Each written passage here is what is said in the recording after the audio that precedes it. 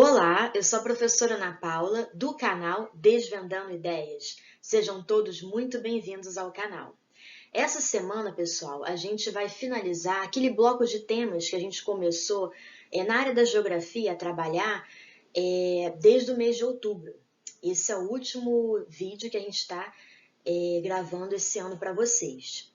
E o tema dessa semana é Vegetação e Hidrografia do Brasil, para o vestibular. Mas antes, nós vamos resgatar algumas noções básicas de climatologia brasileira, identificar as massas de ar no território brasileiro, no inverno, no verão, e também entender o que são os climogramas, porque tem muitas questões de vestibulares, do Enem principalmente, que cobram muito a interpretação dos climogramas.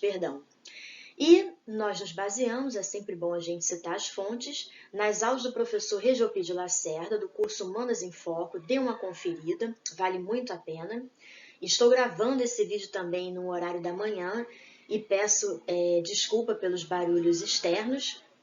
E também nós pesquisamos no Brasil Escola, no site Só Exercícios e também num site de um geógrafo que a gente vai citar quando estivermos com o mapa sobre as bacias hidrográficas. Pesquisamos também um mapa que localiza as 4 principais bacias hidrográficas do Brasil, quando a gente for falar de hidrografia, tá certo? Então não saia daí e continue me acompanhando, continue anotando, prepare um papelzinho, anote todas as informações, volte, veja, reveja o vídeo e se prepare, estude, fique ligado no que está acontecendo no Brasil e no mundo para você assegurar a sua aprovação no vestibular, tá certo? Então, vamos nessa!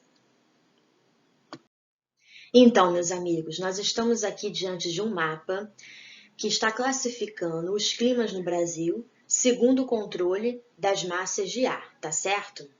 E aí nós temos na região norte, o que predomina é o clima equatorial úmido, e se você tiver dúvida em relação à característica da massa de ar, da massa equatorial continental, que é a massa de ar que predomina na região norte do Brasil, você pode rever a nossa aula de climatologia brasileira. Eu não vou explicar porque a parte de hidrografia costuma ser um pouco mais extensa, tá bom? Mas você pode voltar lá também e rever para você entender um pouco melhor. O nosso objetivo aqui não é também repetir, mas só focar na parte dos climogramas. Então, na região norte, voltando, a gente tem a equatorial úmido, a gente tem a parte da tropical, lembrando que essa parte do clima tropical, pega uma parte do Mato Piba.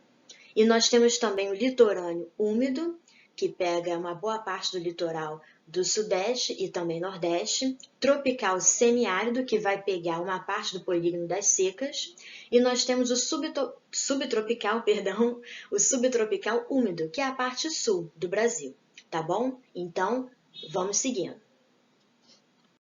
Antes de nós entrarmos nos climogramas, até mesmo antes da gente defini-los, eu gostaria de dizer o seguinte: quando eu apresentei de uma forma bem rápida as zonas climáticas do território brasileiro, eu gostaria de deixar bem claro, é sempre bom deixar claro isso, que o clima, assim como o relevo e etc., os fatores naturais, elementos naturais, eles não vão respeitar os limites político-administrativos estabelecidos por nossas instituições, né, de qualquer território, de uma forma geral.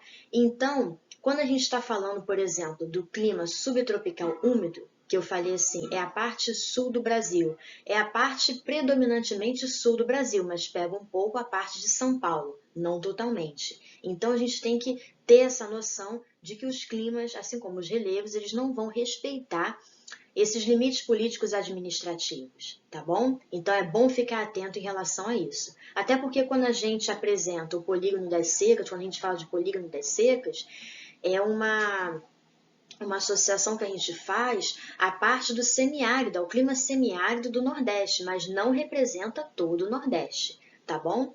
Então, vamos ao que interessa.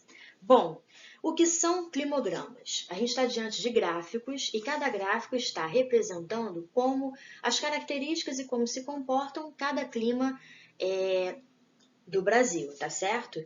E quando a gente fala, segundo aqui a minha colinha, claro, para eu não me perder, quando a gente fala de climograma, a gente está falando de duas variáveis. A gente está falando de precipitação e temperatura. As precipitações são representadas pelas barrinhas azuis, e a precipitação, perdão, e a temperatura são pelas linhas, tá certo? A temperatura é pelas linhas. Então, na parte de baixo, isso coisa básica, eu estou descrevendo aqui os climogramas. Na parte de baixo, esse J, F, M são as iniciais dos meses do ano. É sempre bom falar essas coisas básicas, porque tem gente que não sabe, e é bom a gente explicar tudo, para ficar tudo muito bem esclarecido. Então, vamos ao que interessa. Clima equatorial. Como é que ficaria representado o clima equatorial dentro de um climograma? Geralmente as questões vão pegar várias cidades, por exemplo, Mato Grosso, como você está vendo aí, Pernambuco, Rio Grande do Sul. Eles não estão falando de toda essa zona climática, entendeu? E eles podem estar falando de locais que estejam numa mesma zona climática de uma região político-administrativa diferente, como, por exemplo, até poderia pegar uma parte de alguma cidade de São Paulo, como eu falei, e falar que tem um clima parecido com o clima subtropical úmido do Sul. Então, você tem que ficar atento, por isso que eu falo sempre. Eu falei desde o início que eu criei esse canal e vou falar para sempre, porque eu não pretendo acabar com esse canal, vou falar para sempre. Gravem as unidades federativas do Brasil. Gravem, decorem as unidades, os estados, né? O mapa dos Estados Unidos, o mapa mundi, as placas tectônicas, as principais, decorem mesmo, entendeu? Para vocês conseguirem localizar, no caso aqui dos climogramas, os seus respectivos estados correspondentes aos seus respectivos climas, tá bom? Então, o clima equatorial, a gente sabe que é um clima quente e úmido, tá certo? E como é que é o climograma? As chuvas são bem distribuídas ao longo do ano. Então, a gente está vendo que as barrinhas, que são as precipitações, elas vão ter essa variação. A precipitação vai ter essa variação, vai ter mês que vai chover mais, vai ter mês que vai chover menos, mas ao longo do ano ela está toda preenchida, ela está toda pintada de azul. É como se uma criança tivesse pego uma canetinha azul, bem coisa de tia de escola, e tivesse pintado todo esse quadradinho aí. Vocês lembrem desse exemplo muito bobinho, mas vocês vão lembrar, não vão esquecer que a gente está falando do clima equatorial e as chuvas são bem distribuídas ao longo do ano. As precipitações, elas ficam mais abundantes de janeiro a julho. Então, se você observar, elas são um pouco mais elevadas de janeiro a julho, tá bom? Recebem os ventos úmidos e produz uma intensa precipitação. Chuvas ao longo do ano e de janeiro a julho vai ter uma maior quantidade de chuvas. Fechou. Não tem mais mistério sobre o climograma do clima equatorial. Então, vamos seguindo. Bom, a gente vai falar agora sobre o clima tropical continental, que pode ser conhecido também como clima típico, tropical típico.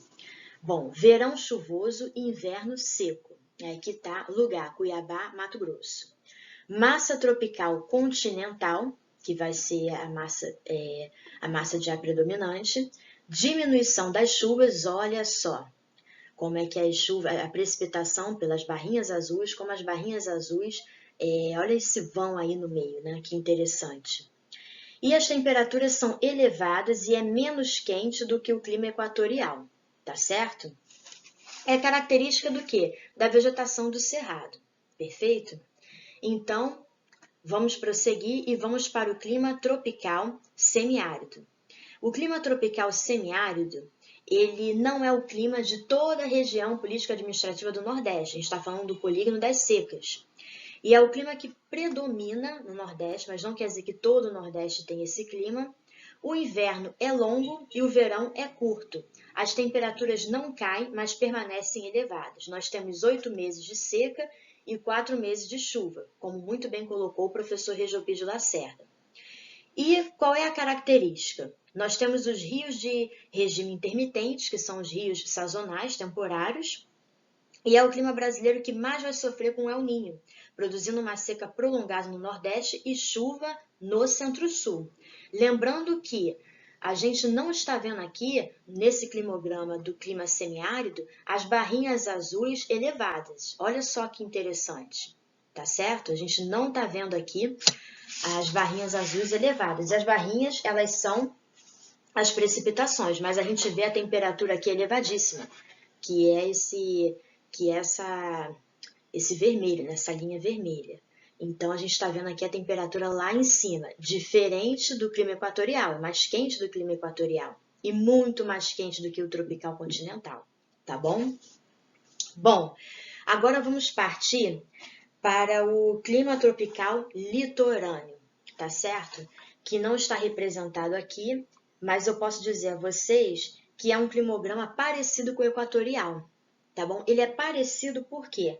Porque ele é quente e úmido, mas no meio do ano há um aumento de chuvas. Então, o clima tropical litorâneo, no meio do ano, você vai ter um aumento de chuvas, entendeu? Diferente do clima equatorial, que é de janeiro a julho. Então, é como se no meio do ano a gente tivesse um aumento, uma barrinha um pouco maior aí no climograma do clima equatorial, que seria representado pelo clima tropical litorâneo, tá certo? Bom, nesse clima tropical litorâneo, a gente tem chuvas pseudotropicais. O que seriam essas chuvas pseudotropicais? Vai chover no meio do ano por causa da influência da massa de ar polar atlântica, que vem do sul, com a massa de ar, com a massa tropical atlântica, perdão. Então, a que vem do sul e a que vem do oceano, pegando o sudeste e o nordeste também e se expandindo para o continente, elas vão se encontrar e aí a gente vai ter um aumento da temperatura e da umidade, tá certo? E é onde a gente tem a precipitação. E tendo a precipitação, a gente vai ter chuva, né, como está dizendo aqui, no meio do ano, tá certo? Diferente do clima equatorial, essa é a explicação. O clima equatorial, a predominância de precipitação de janeiro a julho, tá? E aqui é no meio do ano, o clima tropical litorâneo, que a gente vai ter uma maior precipitação. E as semelhanças é que eles são quentes, são climas quentes e úmidos. Bom, clima tropical de altitude. Esse climograma, ele ocorre nos mares de morros, em algumas áreas do cerrado, tá certo? A altitude mais elevada vai fazer com que haja uma queda de temperatura e vai ter um inverno mais ameno e onde vai proporcionar também as chuvas orográficas, tá certo? Então, a gente vê aqui que a gente tem duas extremidades de precipitação, de concentração de chuvas, mas no meio do ano a gente tem uma queda da temperatura e também uma queda dessa precipitação. O clima subtropical, que é o clima do sul, e pegando uma parte de São Paulo, é o único clima do Brasil que terá uma queda de temperatura no inverno, de junho a agosto, é onde a temperatura de junho a agosto ela vai cair. As chuvas são bem distribuídas ao longo do ano, tá certo? É bem equilibrado e as estações do ano são muito mais bem definidas. Qual a massa de ar que predomina? A massa polar atlântica, tá certo? Bom, então essa parte aqui de revisão de climogramas nós finalizamos. O segredo é vocês entenderem e conseguirem relacionar para cada clima do Brasil os seus respectivos climogramas, entender que as barras azuis se referem às precipitações e essas curvinhas, essas linhas vermelhas ou pretas, essas linhas correspondem à temperatura, tá bom?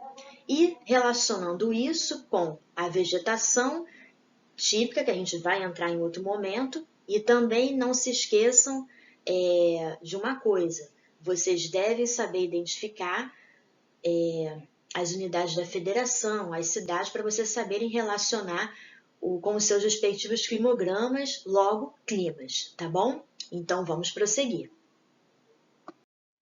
Nós agora vamos começar a parte da hidrografia do Brasil.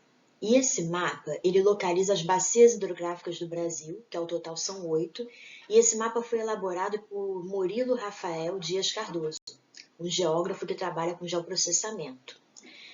E o que nós vamos falar aqui são as 4 principais bacias hidrográficas do Brasil. A gente vai descrever as 4 principais. Porém, antes disso, a gente deve definir e também apresentar alguns conceitos básicos de rio, curso superior de rio, o que é um rio intermitente, antes da gente entrar na descrição propriamente dita das bacias hidrográficas, das 4 principais, e também mostrar os seus problemas ambientais. Bom, o que é uma bacia hidrográfica? Uma bacia hidrográfica corresponde a uma área que tem um rio principal, e esse rio principal vai ter o seu rio afluente e os seus rios também subafluentes.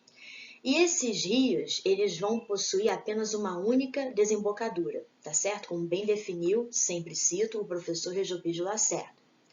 E, além disso, todo o curso desse rio vai ser determinado também por feições do relevo. As feições do relevo, elas vão ser os divisores de água, tá certo? Dessa bacia hidrográfica.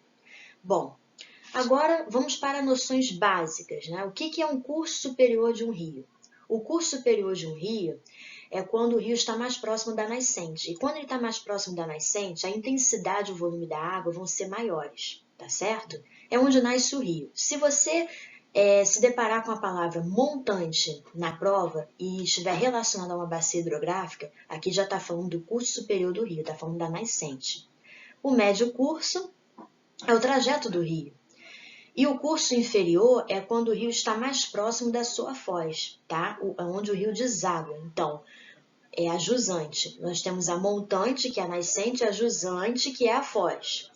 E não se esqueçam que é no curso inferior, ou seja, na foz, ou seja, na jusante, que a gente vai ter menos capacidade de cavar, a gente não, o rio.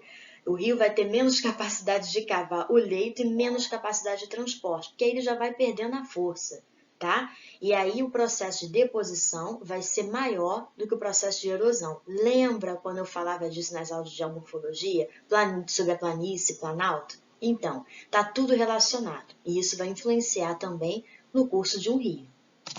Bom, quais são os tipos de foz? Nós temos a foz em estuário, que é quando possui somente uma desembocadura, e nós temos a foz em delta, que é quando possui uma grande abertura com formação de ilhas ou bancos de areia. Aí a gente tem o delta do Nilo, Mississippi, Parnaíba. Se você não está conseguindo visualizar o que é um delta, pesquise na internet.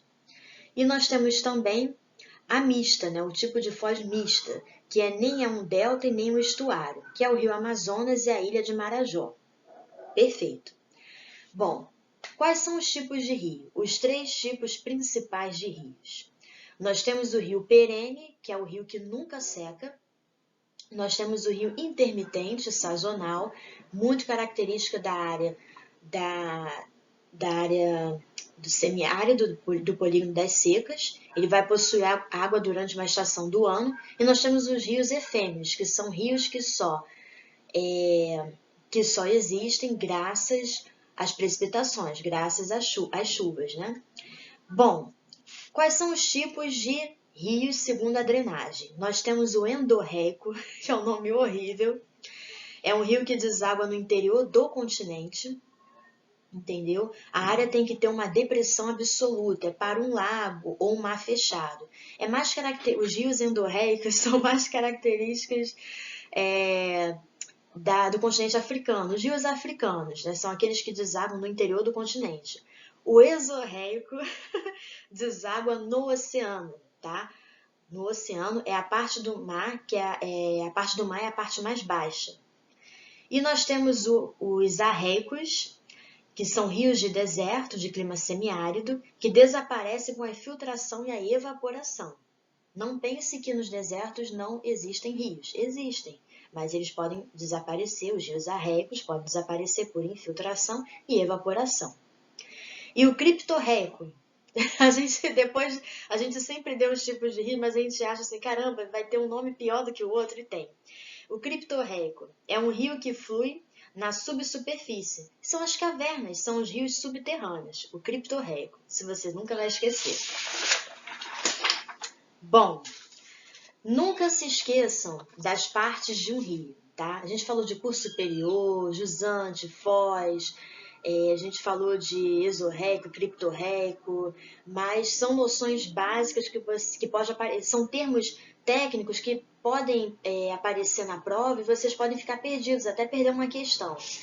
Bom, mesmo sabendo o conteúdo. Então, partes de um rio. Quando a gente apareceu uma palavra chamada vertente, né, numa questão, e está relacionada a rio, vocês devem considerar o seguinte, que são as partes mais amplas, mais altas, que fazem com que a água drene, tá certo?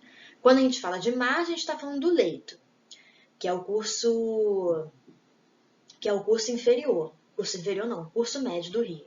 E quando a gente fala de talvergue, é a parte mais profunda do leito de um rio, tá? A parte mais profunda de um leito do rio é talvergue. Quando o leito menor está abaixo do nível do talvergue, a gente tem um rio que secou, que são os rios intermitentes. Então, quando o leito menor supera, está abaixo, se reduz mais do que o nível do talvergue, a gente tem um rio intermitente, tá certo? E quando a gente tem problemas com o assoreamento da água dos rios também, a gente não tem um talvergue tão profundo, tá certo? O nível do talvergue, o nível de volume de água do talvergue vai ser bem reduzido. Bom, algumas partes aqui que eu acho assim, que até o professor Eugídio trabalhou, mas que eu não acho muito necessárias, mas agora a gente vai para a parte das bacias hidrográficas.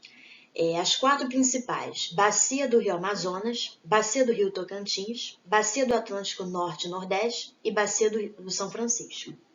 Então vamos descrever. Bacia do Rio Amazonas. Não é só uma bacia do Brasil. Nesta bacia a gente tem o maior potencial de produção de energia elétrica do Brasil, mas a gente tem o menor potencial instalado, infelizmente por uma questão de investimento público mesmo. E o que você tem que gravar? Nós temos os impactos ambientais negativos, que é a perda de biodiversidade, perda de solo, é mais barato do que combustíveis fósseis. Quando a gente está falando de usinas hidrelétricas para gerar energia elétrica, a gente vai utilizar essas bacias hidrográficas. Então, a gente está falando de impactos ambientais na vida de comunidades ribeirinhas, no solo, na própria água e etc. Então, a gente não pode esquecer isso. Os afluentes do rio Amazonas são rios de planalto, então você vai ter a presença de desníveis, tá? E esses desníveis, o planalto, acaba sendo um obstáculo para esses rios.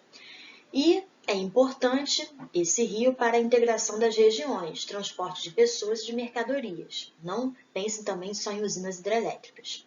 O rio Amazonas é um rio de planície, tá? Ele é caudaloso, possui um grande volume de água, mas os impactos ambientais eles devem ser mais associados à expansão da fronteira agrícola, à expansão da pecuária, o assoreamento do leito dos rios, os garimpos e etc. O que dizer da bacia do Tocantins, Araguaia? É onde está localizada a usina de Tucuruí, produção de energia elétrica e de alumínio. Então, pesquise notícias se está ocorrendo alguma intervenção por parte do Estado, algum conflito, pesquise pesquisas relacionadas a essa usina na bacia do Tocantins. A bacia do Paraná é a bacia mais importante do Brasil porque ela é uma bacia onde tem uma usina hidrelétrica, a hidrelétrica de Itapuí. Não, de Itapuí. Tá certo, de Itaipu, me confundi. E abastece as regiões sul e sudeste e parte do centro-oeste. Perdão, porque essas palavras às vezes eu acabo me embolando. E nós temos também junto a bacia do Paraguai, que é um rio de planície que corta o Pantanal, tá bom? E aí é onde a gente tem a hidrovia Tietê-Paraná. Então, a bacia do Paraná, que vai abastecer, que vai ser mais importante em termos de energia elétrica, que vai fornecer energia elétrica, né, através da usina, energia elétrica para centro-oeste, parte do centro-oeste, sul e sudeste, é a bacia do Paraná. Eu não me atrevo a repetir o nome da usina hidrelétrica. E nós temos a bacia do Rio São Francisco, que é uma das mais polêmicas que eu considero por causa do projeto de transposição das águas do Rio São Francisco. Essa bacia do Rio São Francisco, ela cobre parte do Nordeste brasileiro, corta o semiárido, tá? Sem ser rio intermitente. E o rio nasce de Minas Gerais. Quando a gente fala de Bacia do São Francisco, as pessoas só associam ao Nordeste. Não, não necessariamente. O rio nasce de Minas Gerais, clima tropical mais úmido, e tem a sua foz no litoral nordestino. É no litoral nordestino que ela tem a sua jusante. O Rio São Francisco vai servir para abastecimento, produção de energia, irrigação, navegação e possui 4 complexos de produção energética, segundo o professor Regiopídio Lacerda.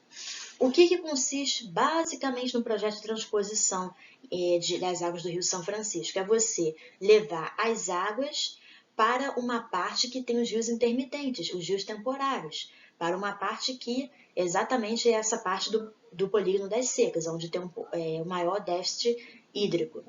E aí você tem uma série de impactos ambientais, o custo é muito alto, e até o próprio professor Regiopídio citou uma fala do professor Absaber, que ele disse que essa transposição do Rio São Francisco, né, seria mais vantajosa se houvesse a reforma agrária, uma reforma agrária verdadeira, uma distribuição igual de terras para todo mundo ter acesso à água, não só aos grandes empresários, não só ao agronegócio.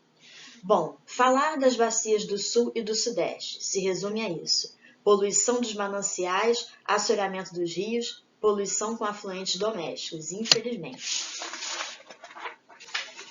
Enfim, essa parte de hidrografia é uma parte bem simples e eu aconselho a vocês a ficarem atentos a a descrição essa caracterização básica das bacias hidrográficas do Brasil, tá bom? Então, vamos ao próximo slide.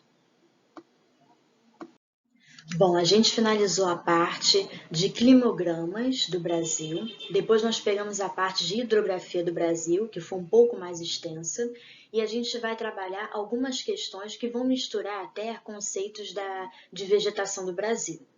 E antes da gente entrar na parte da vegetação do Brasil, apresentando os domínios morfoclimáticos, a gente vai explicar um pouquinho essa questão da FGV de São Paulo, do ano de 2013.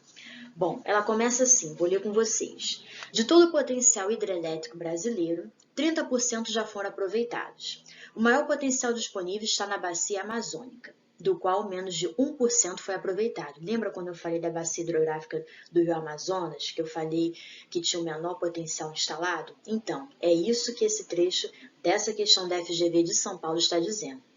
A exploração de boa parte do potencial da bacia tem como fator restritivo, vamos lá. Vamos ver agora se vocês acertam. A grande variação do volume de águas nos leitos dos principais rios durante os meses de primavera e verão, nada a ver.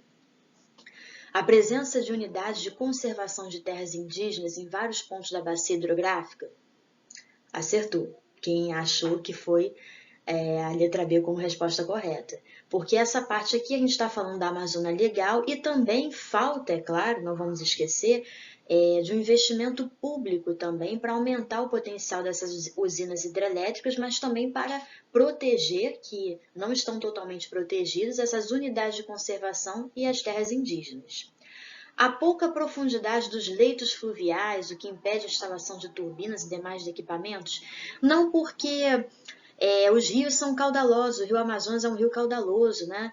Então, um grande volume de água, então isso aqui não tem nada a ver. O relevo formado por baixos planaltos geologicamente instáveis, que dificultam a construção de barragens geologicamente instáveis, não necessariamente. O baixo desenvolvimento econômico e a fraca integração regional que desestimula grandes investimentos, bom, você poderia até optar por baixo desenvolvimento econômico. E essa expressão baixo desenvolvimento econômico é até estranha, soa até estranha. Agora, fraca integração regional, apesar de não termos uma integração regional eficiente, digamos assim, não pensando só na região norte, mas em todo o território nacional, principalmente quando a gente pensa na implantação do sistema ferroviário, que poderia ser muito melhor, ainda assim o Rio Amazonas é um rio navegável e é um rio que integra também várias partes, né? Você também é um rio de transporte de pessoas, as pessoas utilizam esse rio, então não condiz aqui como sendo a resposta certa. Então a resposta certa é a letra B, exatamente por por essa preocupação, digamos assim, não sustentável, mas com o meio ambiente, com as unidades de conservação em terras indígenas, porque a gente tem que considerar o seguinte: a bacia hidrográfica do Rio Amazonas, ela está numa área ela abrange uma parte do território nacional que é protegido por lei, né? Apesar de todos os problemas de desflorestamento, queimadas e etc. Tá bom? Então a resposta correta é a letra B. Então vamos seguindo.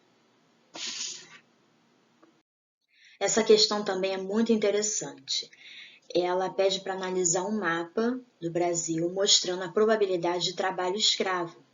Então, está mostrando aqui a maior incidência de trabalho escravo no território brasileiro e mostrando onde a gente tem uma maior quantidade e onde a gente tem uma menor quantidade. E aí começa da seguinte forma: pesquisas realizadas para a elaboração de um atlas do trabalho escravo no Brasil traçaram um perfil típico do escravo brasileiro do século XXI. Ele é um migrante maranhense do norte de Tocantins ou do oeste do Piauí, de sexo masculino e analfabeto funcional. Analisando o mapa, observa-se a maior concentração de escravos em áreas onde ocorrem predominantemente atividades como, vamos lá, extrativismo vegetal da seringueira, pecuária semi-extensiva e cultivos de grãos destinados à exportação? Não. B. Desmatamento, queima de madeira para a fabricação do carvão vegetal e formação de pastagens? Sim, até porque essas próprias atividades já nos dizem, se você for uma pessoa antenada nos noticiários, já nos dizem que são próprias, né, do trabalho escravo. E também se você olhar no mapa, você vai ver que são exatamente onde ocorrem essas atividades, na região norte, entendeu? Pegando uma parte do centro-oeste também, uma parte do nordeste, a gente vai ver também bem essa parte do centro-oeste também, Matopiba, a expansão de fronteira agrícola também, e está relacionado também ao desmatamento, às queimadas dessa parte da região norte. A gente vai associar facilmente a esses problemas ambientais, ao trabalho escravo, né? Seria a letra C: garimpos de ouro e de cassiterita, pecuária extensiva e construção civil nas áreas de novos municípios? Já perderia pelos garimpos de ouro, entendeu? Aí a gente está falando do século XXI. Letra D: obras de infraestrutura, como rodovias, extrativismo mineral e cultivos de grãos? Não, obras de infraestrutura pode até acontecer, mas não poderia ser, porque aqui seria mais a parte do litoral, mais região sudeste, sendo mais específico. Letra E: construção de barragens, exploração ilegal de madeira, extrativismo da carnaúba? Também não. Construção de barragens também não, que a gente teria uma maior fiscalização para esse tipo de prática não acontecer. Bom, vamos para a próxima questão. Já estou ficando tonta, mas a resposta certa é a letra B. Acho que esse ano eu estou ficando muito cansada. Bom, eu decidi presentear vocês com 2 questões discursivas da UERJ, tá?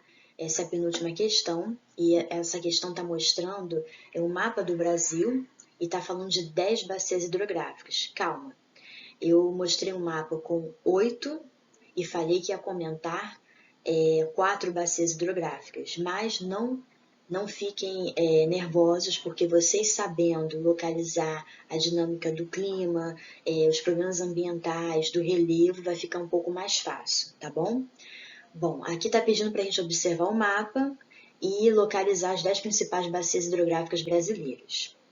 Considerando as características socioambientais da bacia que é a bacia hidrográfica do Rio Amazonas, eles pedem para a gente citar 2 consequências negativas da construção de hidrelétricas nessa área, exatamente dessa bacia. Então, como eles dão um espaço de 6 linhas e eles estão pedindo 2 características, não são 10, não são, mesmo que você saiba 5, 2, tá? Duas características. Então, não se esqueça. Como é que você vai colocar?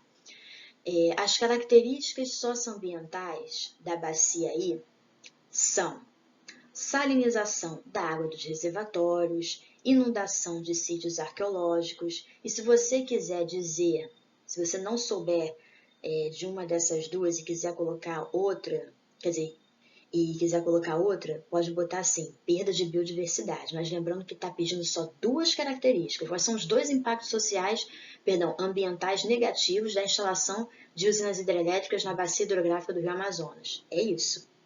Agora, na segunda pergunta, está pedindo assim, indique ainda 2 fatores que favorecem a geração de energia elétrica nas usinas instaladas na bacia 5, tá certo? Que pega uma parte sul, pega uma parte do sul, sudeste, também uma partezinha do centro-oeste, tá certo? Uma parte do centro-oeste.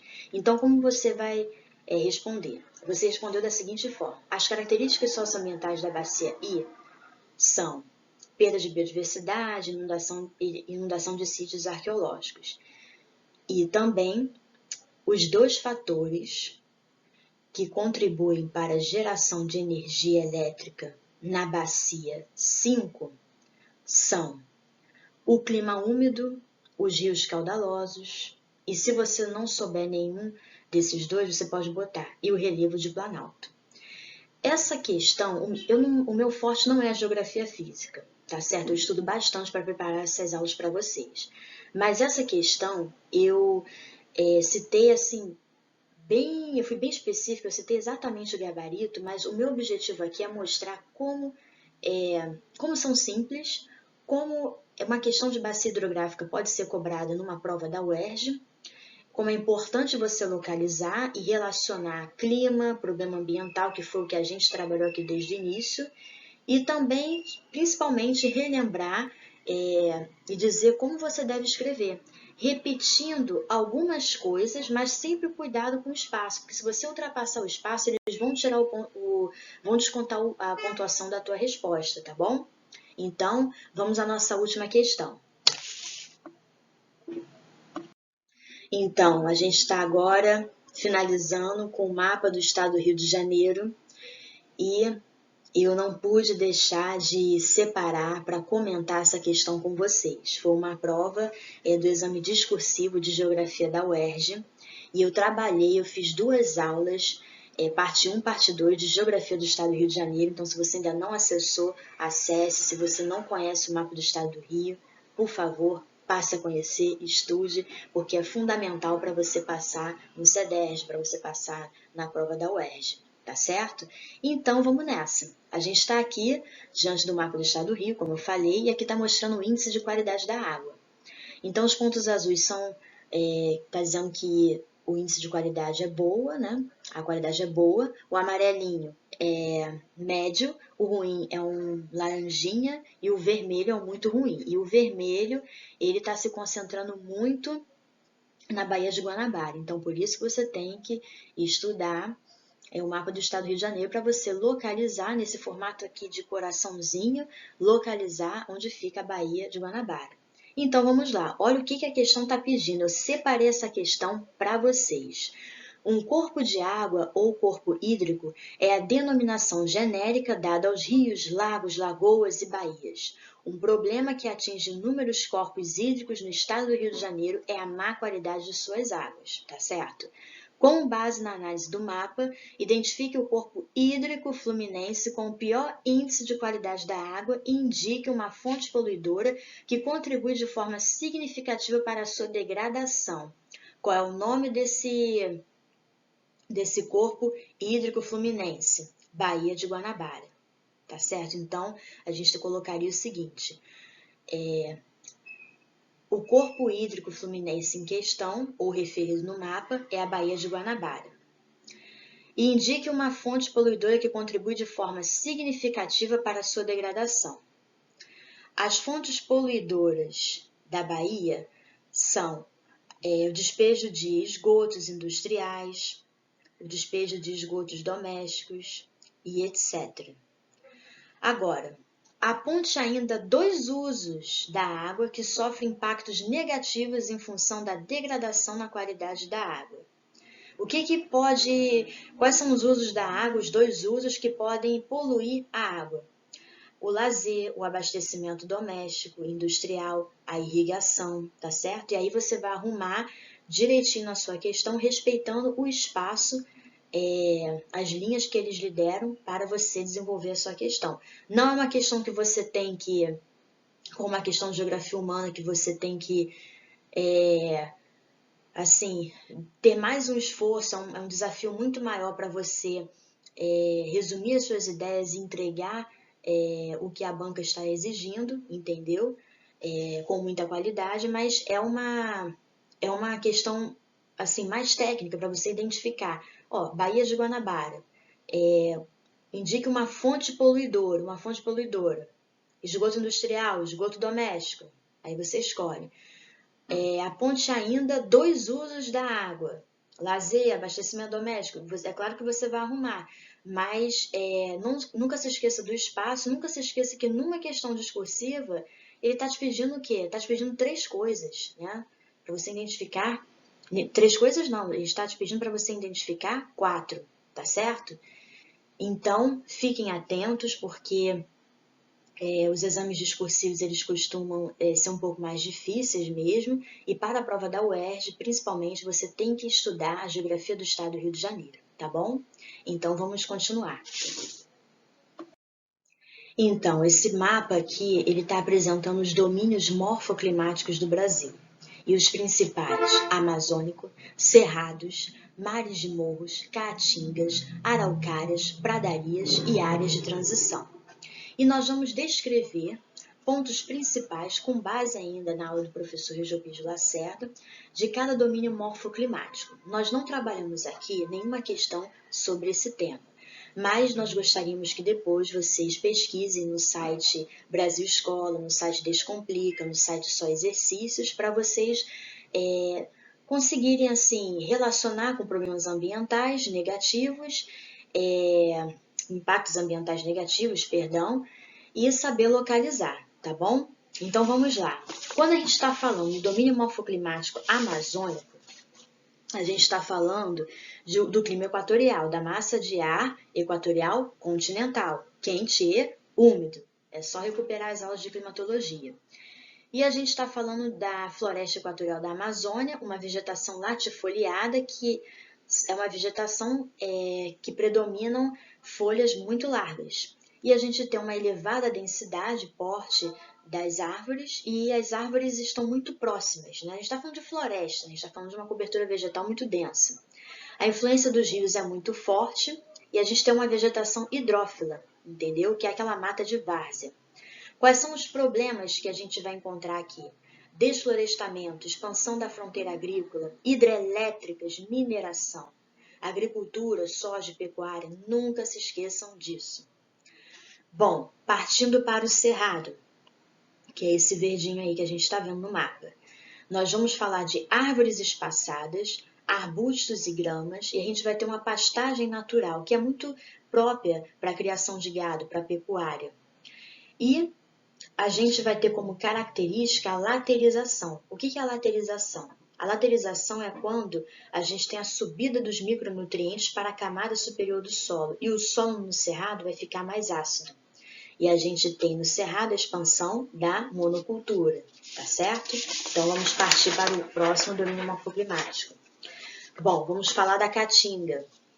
A caatinga, ela não representa o domínio morfoclimático de toda a região Nordeste. A gente tem que parar de associar o Nordeste, o nordestino, a seca, a fome, de forma alguma. A gente tem que conhecer o nosso país, conhecer a diversidade cultural, entendeu? A biodiversidade, a diversidade cultural, a variedade de pesquisadores, de autores, entendeu? Do nosso país. É claro que a gente não vai dar conta de tudo, mas a gente não pode, nós que moramos na região sudeste, nós não podemos achar, sudeste do Brasil, nós não podemos achar que nós somos o centro do universo Brasil, tá certo? Dessa ilha chamada Brasil. Então, Caatinga, ela vai estar mais relacionada ao clima semiárido e mais relacionada ao polígono das secas, tá? A vegetação é decídua, ela perde a folha na estação mais desfavorável, e ela tem espécies arbustivas. Nós temos os cactos aqui, é onde predominam os cactos. Os solos são litólicos, com rios intermitentes, tá certo? O solo é raso e predomina o intemperismo físico. Bom, Mares de morros florestados ou Mata Atlântica.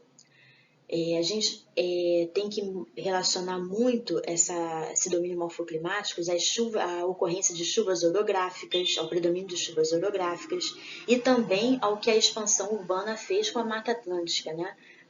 Desde o tempo da colonização aqui no Brasil, devastando uma boa parte de uma Mata Atlântica que era até mais biodiversa em relação à floresta amazônica, segundo o professor Regiopedia. E também quando a gente fala dos domínios morfoclimáticos das araucárias, nós vamos falar de um porte florestal e pouca diversidade, e nós vamos falar de um clima subtropical úmido, onde é mais frio. O solo é fértil e logo aumenta o porte da vegetação, mas aí a gente tem a plantação de eucalipto, problema com desmatamento. Então, assim, onde tem floresta vai ter problema com desmatamento, não só no Brasil, mas em qualquer lugar do mundo. E quando a gente está se referindo às pradarias ou campos, a gente está falando de uma vegetação de porte herbáceo, que é o capim.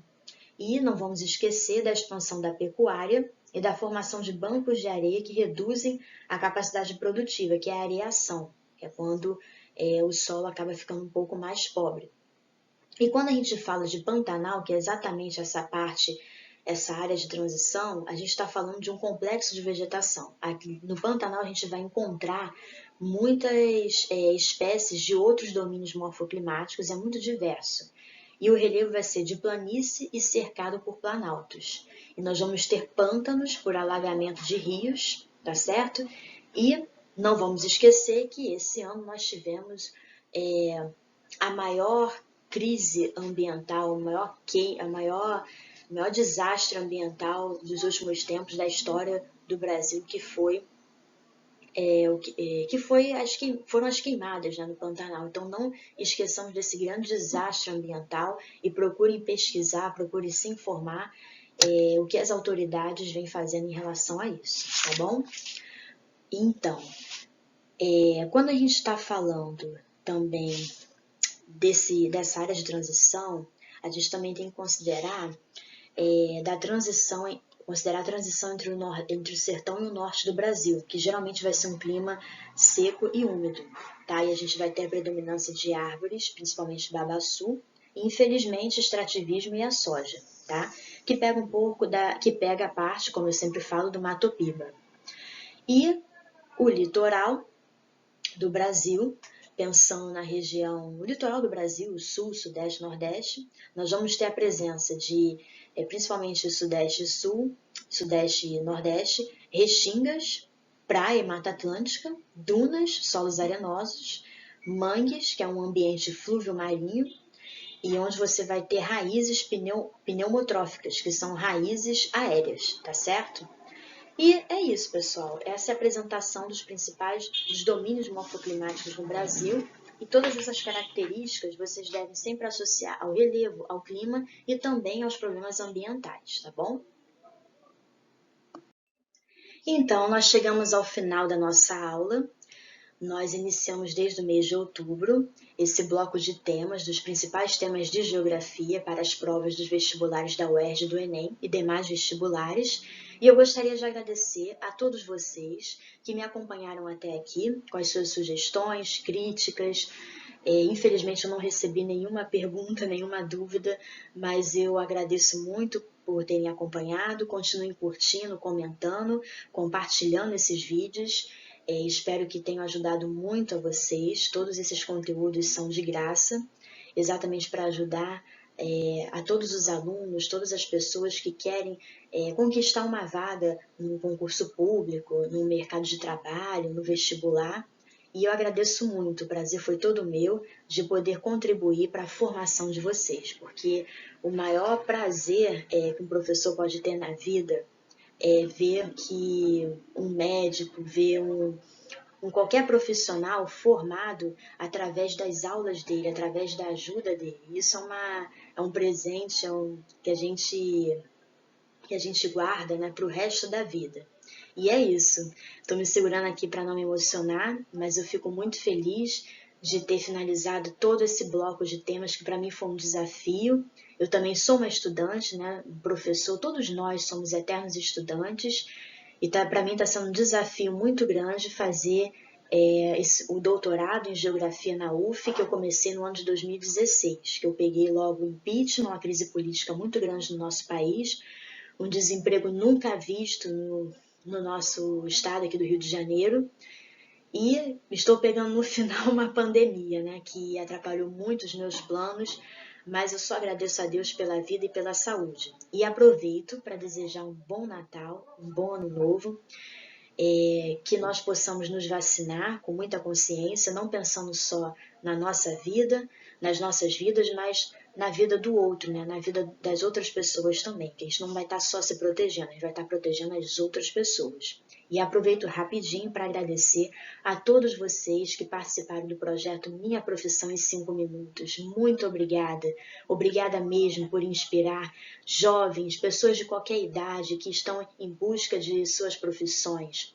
E agradeço também a psicóloga Tatiana Almeida por toda a sua dedicação e participação, não só no projeto Minha Profissão em 5 Minutos, mas no projeto A Palavra É, que é um espaço terapêutico que eu criei aqui no meu canal para a gente debater os principais desafios, né? Os principais problemas emocionais que a gente enfrenta em decorrência dessa pandemia. E é claro que isso não substitui a necessidade de uma pessoa se consultar com um psicólogo ou com um psiquiatra, mas isso já dá orientações, já mostra os caminhos que a gente pode percorrer para melhorar um pouco as nossas vidas. E é isso, eu agradeço muito, um feliz 2021 para todos, um beijo da professora Ana Paula. Obrigada.